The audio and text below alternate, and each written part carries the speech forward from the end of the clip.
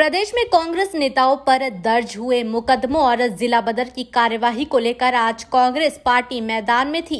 प्रशासन की कार्यवाही के खिलाफ हुए आंदोलन की अगुवाई प्रदेश के पूर्व मुख्यमंत्री दिग्विजय सिंह ने की। इसके बाद पत्रकारों से चर्चा करते हुए दिग्विजय सिंह ने कांग्रेसियों के खिलाफ हो रही कार्यवाही को भेदभावपूर्ण बताया। वहीं दिग्विजय सिंह के निशाने पर भाजपा सरकार के साथ ही इंदौर का प्रशासन भी रहा। दिग्विजय सिंह ने कहा कि प्रशासन कांग्रेस कार्यकर्ताओं के साथ पक्षपात कर रहा है, जबकि इंदौर में आदतन अपराधियों पर कोई कार्यवाही नहीं हो रही है।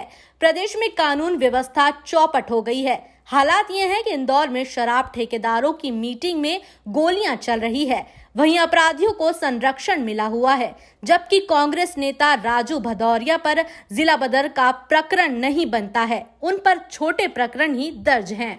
प्रदेश में चूंकि मास्टर प्लान लागू नहीं किया, घोषणा ही नहीं की 2005 से लेकर आज तक, उसके कारण सरकारी जमीनों पर अवैधानिक कॉलोनी और निर्माण धड़ल्ले से मध्य प्रदेश में हुआ है और विशेषकर इंदौर में। अब माननीय शिवराज सिंह जी जागे हैं अब कि हम लोग माफिया खिलाफ कार्रवाई करेंगे। माफियाओं को संरक्षण भारतीय जनता पार्टी के राज में किस लोगों का था? आप ही लोगों का था। ये बहुत बड़ा प्रकरण है और अब तो हालात ये हो गए हैं कि शराब के ठेकेदारों के झगड़ों में मीटिंग में गोलियां चलती हैं और उसमें भारतीय जनता पार्टी का एक गुट कुछ कहता है और दूसरा गुट कुछ कहता है। कानून व्यवस्था चौपट है और अपराधियों को संरक्षण मिला हुआ है।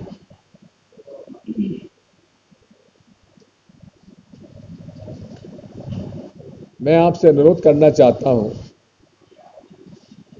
कि इस प्रकरण में पूरे तरीके से आप देखेंगे, जिन लोगों ने एक चूड़ी बेचने वाले की मारपीट की, उससे पैसा छुड़ाया, तो जिन लोगों ने पैसा छुड़ाया उनको तो गिरफ्तार कर लिया, लेकिन एक अपराधी के छोटी परिवार की बच्ची से उन्होंने लगभग 24-36 घंटे बाद एफआईआर दर्ज करा के उसको भी बंद करा दिया। अब जो लोग वहां पर बीच बचाव के लिए गए, जो सांप्रदायिक घटना हो सकती थी उसको बचाने के लिए गए, प्रशासन के आग्रह पे गए, उन पर केस बना दिया गया और उन्हें जिला बदर के आदेश हो गए। इसी प्रकार राजू भदौरिया, हाँ, छोटे मोटे जैसे पॉलिटिकल झगड़े कभी हो जाते हैं, उनके ऊपर प्रकरण थे, लेकिन जिला बदर का तो प्रकरण बनता नहीं था। तो इन सब बातों को लेकर कांग्रेस पार्टी ने प्रदर्शन किया था। दिग्विजय सिंह ने सड़क पर आकर शासन के रवैये के खिलाफ आंदोलन में भाग लेने वाले कांग्रेस कार्यकर्ताओं का आभार भी जताया। साथ ही केंद्र और प्रदेश की भाजपा सरकार की नीतियों की आलोचना करते हुए दिग्विजय सिंह ने कहा कि 7 सालों में देश में हालात बिगड़े हैं। किसान कानून को लेकर किसानों से कोई चर्चा नहीं की गई, जबकि कृषि व्यापार पर कब्जा कराने के लिए तीनों कानून लाए गए हैं।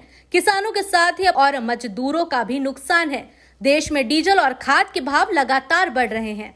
दिग्विजय सिंह ने कहा कि प्रधानमंत्री नरेंद्र मोदी ने किसानों की आमदनी डबल करने की बात कही थी, लेकिन किसानों की हालात बिगड़ रहे हैं। देश में 1947 से लेकर आज तक बड़े बड़े कारखाने हैं, लेकिन उन्हें अब उसको निजी हाथों में सौंपा जा रहा है। कि हालात इन 7 साल में कितने बिगड़ गए हैं, ये CMI की रिपोर्ट ही आप देख लीजिए, जहां 11.25 लाख मीडिया में लोग सेवा कर रहे थे, नौकरी कर रहे थे, घटकर केवल 3.25 लाख लोग रह गए हैं। यानी कि लगभग 7 से 8 लाख लोग मीडिया में ही बेरोजगार हो गए। आप दूसरे क्षेत्रों की तो बात छोड़ दीजिए, छोटे और मध्यम उद्योग समाप्त हो रहे हैं। किसानों का के लिए जो कानून लाया गया है, कोई किसान संगठन से चर्चा नहीं। पूरे तरीके से जो कृषि उत्पाद का व्यापार है, उस पर कब्जा कराने के लिए, बड़े बड़े मल्टीनेशनल्स का कब्जा कराने के लिए ये तीनों कानून एक के बाद लाए हैं और तीनों एक दूसरे से जुड़े हुए हैं। और इसमें इस बात को भी हम समझाना चाहते हैं कि इन कानूनों से केवल किसान का नुकसान नहीं है, लेकिन उपभोक्ताओं का भी नुकसान है, मजदूरों का भी नुकसान। आप देख रहे हैं किसानों के हालात। इन्हें किसान सम्मान योजना के अंतर्गत निधि दी जाती है 6,000 रुपये साल उनके खातों में, लेकिन डीजल, खाद और दवाइयों के भाव बढ़ते जा रहे हैं। अभी खाद के भाव लगभग 30% उन्होंने बढ़ा दिए। कृषि उपज के भाव घट रहे हैं। कारण क्या? अभी सोयाबीन की फसल आ रही है, वैसे भी तो फसल बहुत खराब हुई है, नुकसान काफी हुआ है, लेकिन जब फसल आ रही है तो फिर सोयाबीन का तेल इंपोर्ट करने की क्या आवश्यकता थी? उससे उन्होंने इंपोर्ट ड्यूटी कम कर दी। इंपोर्ट ड्यूटी कम करने से उपभोक्ताओं को राहत नहीं मिलेगी। उन व्यापारियों को जो आयात कर रहे हैं और जो आयात के नाम पर उनको पैसा कमाने का अवसर दिया जा रहा है, ये सब बात जुड़ जाती है। नरेंद्र मोदी जी ने वादा किया था 2022 तक हम किसानों की आमदनी डबल कर देंगे। जनाब, डबल करना छोड़ दीजिए, जो उन्हें की हालात थे वो और बिगड़ते चले जा रहे हैं।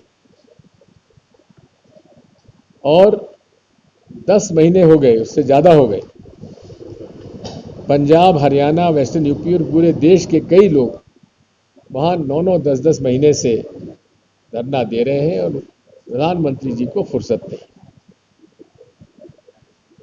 इन सब बातों को लेकर हम जनता के बीच में जा रहे हैं, उन्हें समझाने का प्रयास कर रहे हैं। और आप सबसे भी मेरी प्रार्थना है कि कभी सभी हमसे महंगाई के बारे में भी बात कर लिया करो, कभी सभी बेरोजगारी के बारे में बात कर लिया करो, शासकीय संपत्तियों को बेचने के बारे में भी बात कर लिया करो। वो आप करना नहीं चाहते। शासकीय संपत्ति, ये कहते हैं कि कांग्रेस ने कुछ नहीं किया। अरे कुछ नहीं किया, 47 से लेकर आज तक जो बड़े बड़े कारखाने डाले गए, लाइफ इंश्योरेंस कॉरपोरेशन जो लाखों करोड़ का आज टर्नओवर करता है, हर साल 10,000 करोड़ से ज़्यादा का डिविडेंड देता है, उसको निजी हाथों में सौंपा जा रहा है। इस दौरान दिग्विजय सिंह के निशाने पर भाजपा और पीएम नरेंद्र मोदी रहे। साथ ही दिग्विजय सिंह ने आने वाले समय में कई प्रदेशों में होने वाले विधानसभा चुनाव में कांग्रेस की जीत का भी दावा किया। Bureau report, INN news, Indore.